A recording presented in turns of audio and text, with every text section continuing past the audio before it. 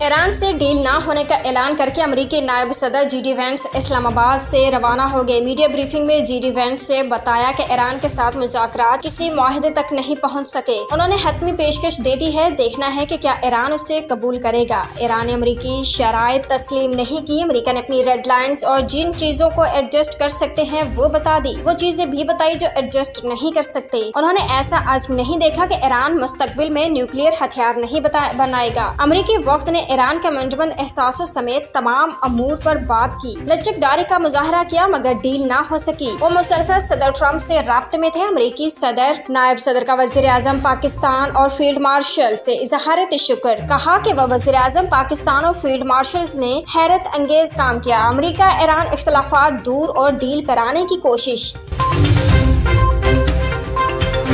Iran और America में कई इश्यूज पर इत्तफाक राय हुआ, 2-3 पर इख्तलाफ बरकरार, कहा ईरान के वजारत खारजा के तर्जमान का मुज़ाकरात पर बयान। ईरानी मीडिया से गुफ्तगू में इस्माइल बकाई ने कहा, ये मुज़ाकरात ईरान पर मुसल्लत 40 रोज़ा जंग के बाद हुए हैं। एतमादी और शबहात भी पाए जाते हैं। ईरान को एक मुलाकात में डील की तवक्को नहीं थी और न ही कोई इसकी तवक्को कर रहा था। ईरानी सरकारी मीडिया का कहना है कि अमेरिका की हद से ज्यादा मुतालबात ने मुश्तरका फ्रेमवर्क और मुआहदे की राह में रुकावट डाली। आबनाए हुर्मुज़ और जोहरी हकूक समेत कई मसाइल मुज़ाकरात में इख्तलाफ का बाइस बने।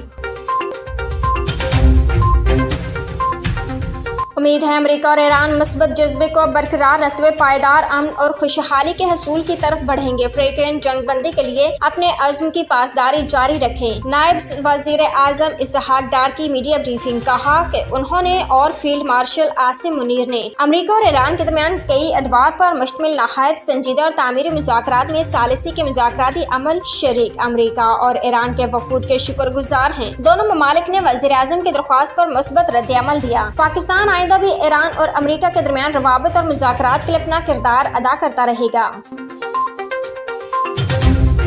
पाकिस्तान की सालिसी में 1979 के बाद पहली बार अमेरिका और ईरान के दरमियान बराह रास्त आला तरीन सतह पर बैठक हुई। अमेरिकी वफ्द की क़यादत जी.डी. वेंस ने की। वफ्द में स्टीव विटकॉफ और जेरेड कुशनर शामिल थे। ईरान के वफ्द की क़यादत ईरानी पार्लियामेंट के स्पीकर गालिबाफ कर रहे थे। वज़ीर ख़ारजा अब्बास अराग़ची भी वफ्द का हिस्सा हैं। बाज़ाब्ता मुज़ाकरात से कबल दोनों ममालिक के हकूक़ की वज़ीर आज़म शहबाज शरीफ से अलग अलग मुलाकातें, इलाक़ाई और आलमी अमन की सूरत हाल पर गौर हुआ।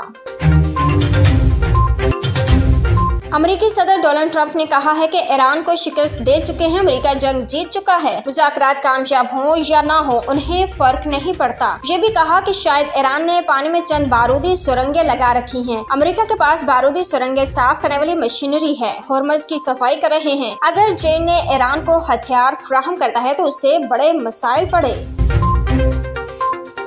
ईरानी सदर मसूद पेज़ेश्कियान ने कहा कि मुज़ाकरात का नतीजा जो भी हो, ईरानी हुकूमत अपने अवाम के साथ पूरे अज़्म से खड़ी है। सोशल मीडिया पर एक बयान में उन्होंने कहा कि पाकिस्तान जाने वाला आला सतह का वफ्द अपनी पूरी कुव्वत से ईरानी मफादात की हिफाजत करने वालों पर मुश्तमिल है। कुछ भी हो जाए, उनकी जानिब से अवाम की खिदमत में एक लम्हे की भी कोताही नहीं होगी।